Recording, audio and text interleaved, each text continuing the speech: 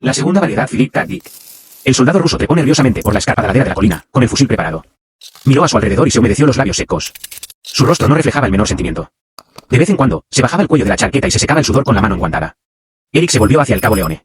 ¿Lo quieres tú o me lo dejas a mí? Ajustó el teleobjetivo hasta que las facciones del llenaron el cristal, que reveló las arrugas que rusos surcaban sus duros y sombríos rasgos. Leone reflexionó. El ruso estaba cerca y se movía con rapidez, casi corría. No dispares. Espera, Leone se puso tenso. Creo que no hará falta. El ruso aceleró el paso, apartando a patadas cenizas y escombros. Llegó a la cumbre de la colina y se detuvo jadeante, luego, paseó la vista a su alrededor. El cielo estaba cubierto por nubes de partículas grises. Algunos troncos desnudos de árboles surgían aquí y allá. El terreno era llano, pelado, y estaba sembrado de cascotes. Las ruinas de los edificios se alzaban como calaveras amarillentas. El ruso estaba inquieto, sabía que algo iba mal. Empezó a bajar la colina. Se hallaba a pocos pasos del búnker. Eric se estaba impacientando. Jugaba con la pistola, mirando a Leone. No te preocupes, dijo Leone. No llegará aquí. Ya se encargarán de él. ¿Estás seguro? Está muy lejos. Merodean en las cercanías del búnker. Se está metiendo en la parte peligrosa. Estate quieto. El ruso se puso a correr, resbalando colina abajo. Sus botas se hundían en los montones de cenizas grises y trataba de mantener el fusil levantado. Se detuvo un momento para mirar con los prismáticos. Nos está mirando, dijo Eric. El ruso avanzó. Vieron sus ojos, dos piedras azules. Tenía la boca un poco abierta. Necesitaba una afeitada, sobre todo en la barbilla. Sobre una de sus esqueléticas mejillas llevaba un trozo cuadrado de esparadrapo, azulado en el borde, la mancha de un hongo. La chaqueta estaba manchada de barro y rota. Le faltaba un guante. Mientras corría, el contador que colgaba de su cinturón le golpeaba el cuerpo. Leone tocó el hombro de Eric. Ahí va una. Algo pequeño y metálico, que centellaba la luz polvorienta del mediodía, se dirigía hacia el ruso. Una esfera metálica. Ascendió la colina en su persecución. Era una de las más pequeñas. Había sacado las garras, dos proyectiles en forma de cuchillas que giraban en un remolino de metal blanco. El ruso la oyó. Se volvió al instante y disparó. La esfera se disolvió en partículas, pero ya había surgido una segunda que seguía a la primera. El ruso hizo fuego de nuevo. Una tercera esfera saltó a la pierna del ruso, zumbando y chasqueando. De otro salto se plantó su hombro. Las cuchillas giratorias desaparecieron en la garganta del soldado. Eric se relajó. Bien, ya está Dios, esas malditas cosas me producen escalofríos. A veces pienso que estábamos mejor sin ellas.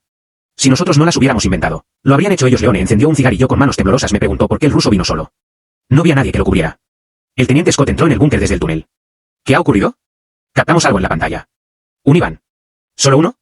Eric acercó el periscopio para que Scott mirara. Numerosas esferas de metal, globos deslustrados que zumbaban y chasqueaban, reptaban sobre el cuerpo caído, desmenuzando al ruso en pequeños fragmentos para llevárselos. Menudo juego de cuchillas, murmuró Scott. Acudieron como moscas. No pudieron jugar mucho. Scott apartó el periscopio, asqueado. Como moscas. Me pregunto qué hacía aquí. Saben que tenemos garcios por todas partes. Un robot de mayor envergadura, un tubo largo y romo provisto de dispositivos ópticos salientes, se había añadido a las esferas y dirigía las operaciones. No quedaba gran cosa del soldado. El grupo de garcios transportaba los restos colina abajo. Señor, dijo Leone, si le parece bien, me gustaría salir y echarle un vistazo al cadáver. ¿Por qué? Tal vez trajo algo. Scott reflexionó y se encogió de hombros. Muy bien, pero proceda con cautela. Llevo mi indicador. Leone palmeó la banda metálica que ceñía su muñeca. Me mantendré fuera de su alcance. Cogió su rifle y subió con cautela a la boca del búnker, abriéndose paso entre bloques de hormigón y púas de acero retorcidas y dobladas. Hacia no arriba. Atravesó el terreno en dirección a los restos del soldado, pisando las blandas cenizas. Se levantó viento y le arrojó partículas grises al rostro. Entrecerró los ojos y siguió adelante. Los garfios retrocedieron cuando se acercó, algunos se quedaron inmóviles. Tocó su indicador. Lo que hubiera dado el Iván por uno igual. El indicador emitía una radiación breve pero fuerte que neutralizaba los garfios y los ponía fuera de servicio. Aztec, el gran robot de ojos pedunculados, retrocedió respetuosamente cuando se aproximó. Se inclinó sobre los restos del soldado. Tenía la mano enguantada apretada con fuerza. Había algo dentro. Leone le abrió los dedos, no sin esfuerzo.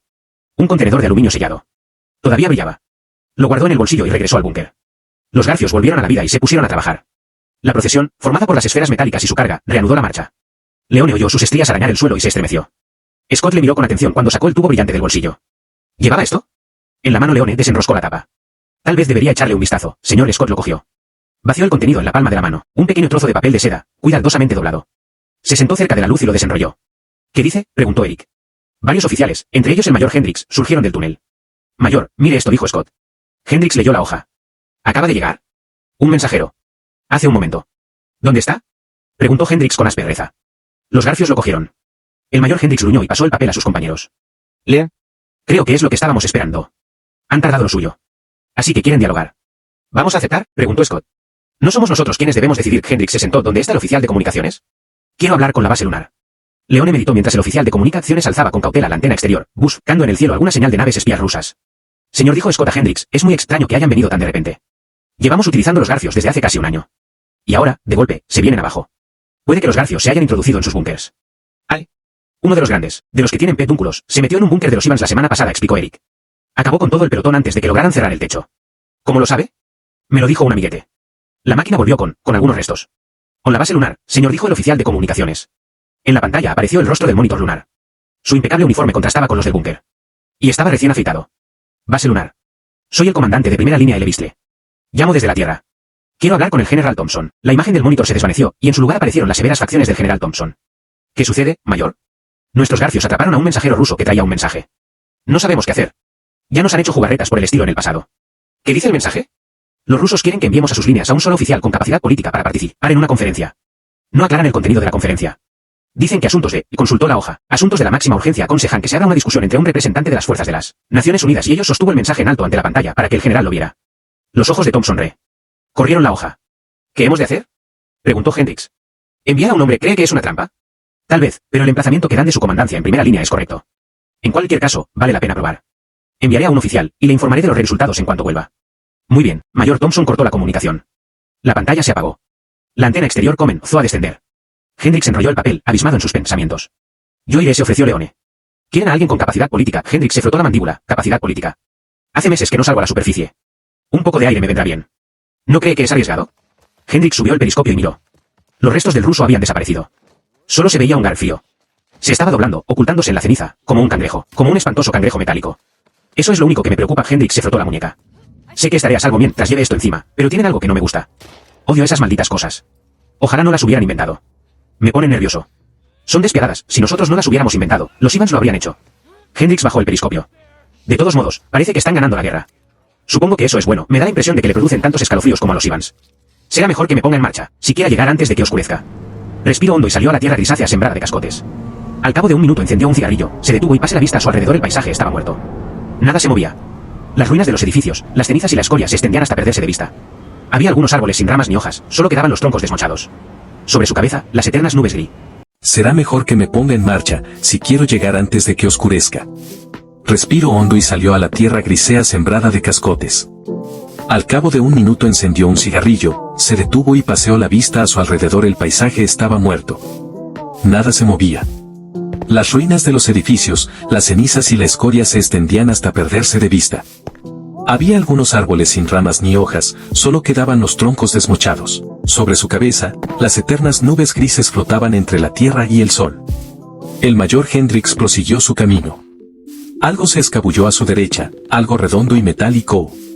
Un garfio, que partía raudo en persecución de algo. Un animal pequeño, una rata, probablemente. También cazaban ratas. A modo de pluriemplea llegó a la cumbre de la loma y miró con los prismáticos. Las líneas rusas se hallaban a unos cuantos kilómetros de distancia. Allí había un puesto de mando. El fugitivo había venido de allí. Un robot rechoncho de brazos ondulantes pasó junto a él, agitando los brazos de manera inquisitiva. Siguió su camino y desapareció bajo unos Ascan Brothers. Hendricks observó sus movimientos. Nunca había visto uno parecido. Cada vez había más tipos desconocidos para él, nuevas variedades y tamaños que salían de las fábricas subterráneas. Hendricks tiró el cigarrillo y apresuró el paso. Era interesante el empleo de seres artificiales para hacer la guerra. ¿Cómo había empezado? Por necesidad. La Unión Soviética había conseguido un gran éxito inicial, acorde con el cariz que había tomado la guerra. La mayor parte de Norteamérica había sido borrada del mapa. La venganza no tardó en producirse, por supuesto. El cielo estaba plagado de discobombarderos mucho antes de que la guerra empezara, llevaban años allí arriba. Los discos empezaron a sobrevolar toda Rusia a las pocas horas de que Washington los consiguiera. Pero eso no había ayudado a Washington. El bloque americano de gobierno se trasladó a la base lunar el primer año. No se podía hacer otra cosa. Europa se había convertido en un montón de escoria, hierbas negruzcas crecían de las cenizas y los huesos. La mayor parte de Norteamérica era inhabitable, no se podía plantar nada, nadie podía sobrevivir. Algunos millones de personas sobrevivían en Canadá y Sudamérica, pero los paracaidistas soviéticos empezaron a llegar durante el segundo año, al principio pocos, para ir aumentando de número progresivamente. Utilizaban los primeros equipos antirradiación realmente efectivos. Lo que quedaba de la producción norteamericana se marchó a la luna. Junto con los gobiernos. Todo, excepto las tropas. Las tropas resistieron como pudieron, dispersas en pelotones y grupos de algunos miles de soldados. Nadie sabía exactamente dónde estaban. Se quedaban donde podían, se desplazaban por la noche y se ocultaban en las ruinas, las cloacas, los sótanos, entre ratas y serpientes. Daba la impresión de que la Unión Soviética estaba a punto de ganar la guerra. A excepción de un puñado de proyectiles disparados desde la Luna cada día, casi no había armas que les opusieran resistencia. Iban y venían a su antojo. La guerra, a todos los efectos prácticos, había terminado. Ninguna fuerza efectiva les hacía frente, y entonces aparecieron los primeros garfios. El curso de la guerra cambió de la noche a la mañana. Al principio, los garfios eran torpes, lentos. Los Ivans terminaban con ellos casi con la misma rapidez con que salían de los túneles subterráneos. Pero luego mejoraron, adquirieron mayor rapidez y astucia. Las fábricas, radicadas todas en la tierra, los transformaron. Fábricas enterradas a muchos metros de profundidad, tras las líneas soviéticas, fábricas que, en otros tiempos, habían dado a luz proyectiles atómicos, ahora casi olvidados. Los garfios adquirieron mayor rapidez, mayor envergadura. Aparecieron nuevos tipos, algunos iban provistos de sensores, otros volaban. Unos cuantos saltaban. Los mejores técnicos de la Luna van en los diseños para dotarlos de mayor complejidad y flexibilidad. Se convirtieron en algo misterioso. Los Ivans tenían muchos problemas por su culpa. Algunos garfios pequeños aprendieron a esconderse, a confundirse con la ceniza, a la espera de atacar. Y empezaron a introducirse en los búnkers rusos. Se deslizaban en su interior cuando levantaban el techo para airearlo o echar un vistazo a los alrededores. Un garfio dentro de un búnker, una movediza esfera de metal y cuchillas, eso bastaba. Y cuando uno entraba, los demás le seguían. Con un arma semejante, la guerra no podía durar mucho. Tal vez ya había terminado. Quizá le iban a comunicar la noticia. Tal vez el Politburó había decidido tirar la toalla. Lástima que hubiera durado tanto. 6 años. Mucho tiempo para una guerra así, y de la forma en que la habían librado. Los discos de represalia automáticos, cientos de miles, sobrevolando toda Rusia. Bacterias cristalizadas. Los misiles guiados soviéticos, que silban al cruzar el aire. Las bombas en cadena. Y ahora esto, los robots, los garfios. Los garfios no eran como las demás armas. Van vivos, desde cualquier punto de vista práctico, tanto si los gobiernos querían admitirlo como si no. No eran máquinas. Eran cosas vivas que giraban, reptaban, surgían repentinamente de las cenizas grises y se abalanzaban sobre un hombre saltándole al cuello. Para eso habían sido diseñados. Era su trabajo, trabajaban bien. Sobre todo en los últimos tiempos, cuando aparecieron nuevos diseños. Ahora, se autorreparaban. Eran autónomos. Los indicadores de radiación protegían a las tropas de las Naciones Unidas, pero si un hombre perdía el indicador era fácil presa de los garfios, independientemente del uniforme. Bajo la superficie, máquinas automáticas los descuartizaban. Los seres humanos se mantenían alejados de ellos. Era demasiado arriesgado, nadie quería tenerlo cerca. Obraban a sus anchas. Y parecía que lo hacían muy bien. Los nuevos diseños eran más veloces, más complejos, más eficientes. Por lo visto, habían ganado la guerra. El mayor Hendrix encendió un segundo cigarrillo. El paisaje le deprimía. Solo cenizas y ruinas. En apariencia, estaba solo, el único ser viviente en todo el mundo. A la derecha se alzaban las ruinas de una torre, algunos muros y montones de escombros. Tiró el cerillo y aceleró el paso. De pronto detuvo y alzó el fusil, puesto en tensión. Por un momento le pareció que una figura salió de un edificio en ruinas y avanzó poco a poco hacia él, vacilante. Hendrix parpadeó. ¡Alto! El muchacho se detuvo. Hendrix bajó el fusil. El chico le miró en silencio. Era un niño, tal vez de unos 8 años, pero costaba trabajo precisarlo. La mayoría de los niños que quedaban no estaban muy desarrollados. Llevaba un jersey azul descolorido manchado de barro y pantalones cortos. El cabello era largo y enmarañado. Cabello castaño. Le caía sobre la cara y las orejas. Sostenía algo en los brazos. ¿Qué llevas? Preguntó Hendrix con sequedad. El niño se lo enseñó. Un juguete, un oso. Un osito de peluche. El chico tenía los ojos grandes, pero carecían de expresión. Hendrix se tranquilizó. No lo quiero. Puedes quedártelo. El niño volvió a abrazar el osito. ¿Dónde vives? Preguntó Hendrix. Allí. ¿En las ruinas? Sí.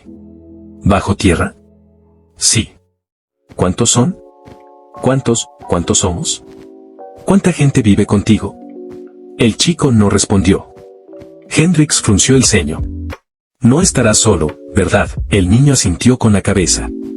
¿Cómo has sobrevivido? Hay comida. ¿Qué clase de comida? Diferente. Hendrix lo examinó. ¿Cuántos años tienes? -13. Será mejor que me ponga en marcha, si quiero llegar antes de que oscurezca. Respiró hondo y salió a la tierra grisea sembrada de cascotes. Al cabo de un minuto encendió un cigarrillo, se detuvo y paseó la vista a su alrededor. El paisaje estaba muerto. Nada se movía. Las ruinas de los edificios, las cenizas y la escoria se extendían hasta perderse de vista. Había algunos árboles sin ramas ni hojas, solo quedaban los troncos desmochados. Sobre su cabeza, las eternas nubes grises flotaban entre la tierra y el sol. El mayor Hendrix prosiguió su camino. Algo se escabulló a su derecha, algo redondo y metálico. Un garfio, que partía raudo en persecución de algo. Un animal pequeño, una rata, probablemente. También cazaban ratas. A modo de pluriemplea llegó a la cumbre de la loma y miró con los prismáticos. Las líneas rusas se hallaban a unos cuantos kilómetros de distancia. Allí había un puesto de mando. El fugitivo había venido de allí. Un robot rechoncho de brazos ondulantes pasó junto a él, agitando los brazos de manera inquisitiva. Siguió su camino y desapareció bajo unos Ascan Brothers. Hendrix observó sus movimientos. Nunca había visto uno parecido. Cada vez había más tipos desconocidos para él, nuevas variedades y tamaños que salían de las fábricas subterráneas. Hendrix tiró el cigarrillo y apresuró el paso. Era interesante el empleo de seres artificiales para hacer la guerra. ¿Cómo había empezado? Por necesidad. La Unión Soviética había conseguido un gran éxito inicial, acorde con el cariz que había tomado la guerra. La mayor parte de Norteamérica había sido borrada del mapa. La venganza no tardó en producirse, por supuesto. El cielo estaba plagado de discobombarderos mucho antes de que la guerra empezara, llevaban años allí arriba. Los discos empezaron a sobrevolar toda Rusia a las pocas horas de que Washington los consiguiera. Pero eso no había ayudado a Washington. El bloque americano de gobierno se trasladó a la base lunar el primer año. No se podía hacer otra cosa, Europa se había convertido en un montón de escoria, hierbas negruzcas crecían de las cenizas y los huesos. La mayor parte de Norteamérica era inhabitable, no se podía plantar nada, nadie podía sobrevivir. Algunos millones de personas sobrevivían en Canadá y Sudamérica, pero los paracaidistas soviéticos empezaron a llegar durante el segundo año, al principio pocos, para ir aumentando de número progresivamente. Utilizaban los primeros equipos antirradiación realmente efectivos. Lo que quedaba de la producción norteamericana se marchó a la luna. Junto con los gobiernos. Todo, excepto las tropas. Las tropas resistieron como pudieron, dispersas en pelotones y grupos de algunos miles de soldados. Nadie sabía exactamente dónde estaban. Se quedaban donde podían, se desplazaban por la noche y se ocultaban en las ruinas, las cloacas, los sótanos, entre ratas y serpientes. Daba la impresión de que la Unión Soviética estaba a punto de ganar la guerra. A excepción de un puñado de proyectiles disparados desde la luna cada día, casi no había armas que les opusieran resistencia. Iban y venían a su antojo. La guerra, a todos los efectos prácticos, había terminado. Ninguna fuerza efectiva les hacía frente, y entonces aparecieron los primeros garfios. El curso de la guerra cambió de la noche a la mañana. Al principio, los garfios eran torpes, lentos. Los Ivans terminaban con ellos casi con la misma rapidez con que salían de los túneles subterráneos. Pero luego mejoraron, adquirieron mayor rapidez y astucia. Las fábricas, radicadas todas en la tierra, los transformaron. Fábricas enterradas a muchos metros de profundidad, tras las líneas soviéticas, fábricas que, en otros tiempos, habían dado a luz proyectiles atómicos, ahora casi olvidados. Los garfios adquirieron mayor rapidez, mayor envergadura. Aparecieron nuevos tipos, algunos iban provistos de sensores, otros volaban. Unos cuantos saltaban. Los mejores técnicos de la Luna trabajan en los diseños para dotarlos de mayor complejidad y flexibilidad. Se convirtieron en algo misterioso. Los Ivans tenían muchos problemas por su culpa. Algunos garfios pequeños aprendieron a esconderse, a confundirse con la ceniza, a la espera de atacar. Y empezaron a introducirse en los búnkers RU-SOS. Se deslizaban en su interior cuando levantaban el techo para airearlo o echar un vistazo a los alrededores. Un garfio dentro de un búnker, una movediza esfera de metal y cuchillas, eso bastaba. Y cuando uno entraba, los demás le seguían. Con un arma semejante, la guerra no podía durar mucho. Tal vez ya había terminado. Quizá le iban a comunicar la noticia. Tal vez el Politburó había decidido tirar la toalla. Lástima que hubiera durado tanto. 6 años. Mucho tiempo para una guerra así, y de la forma en que la habían librado. Los discos de represalia automáticos, cientos de miles, sobrevolando toda Rusia. Bacterias cristalizadas. Los misiles guiados soviéticos que van al cruzar el aire. Las bombas en cadena. Y ahora esto, los robots, los garfios.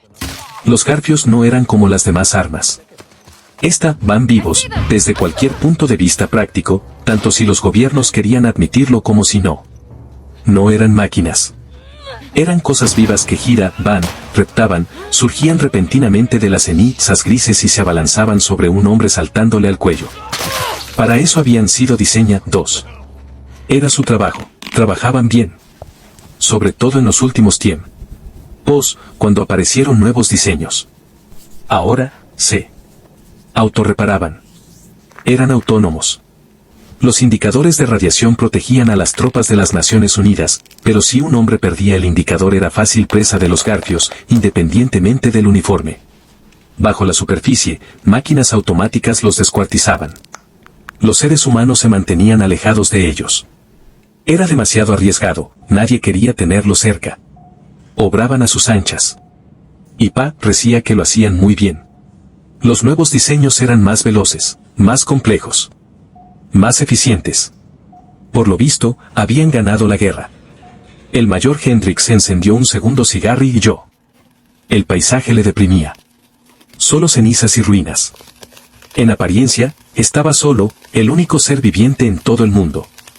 A la derecha se alzaban las ruinas de una torre, algunos muros y montones de escombros. Tiró el cerillo y aceleró el paso. De pronto detuvo y alzó el fusil, puesto en tensión.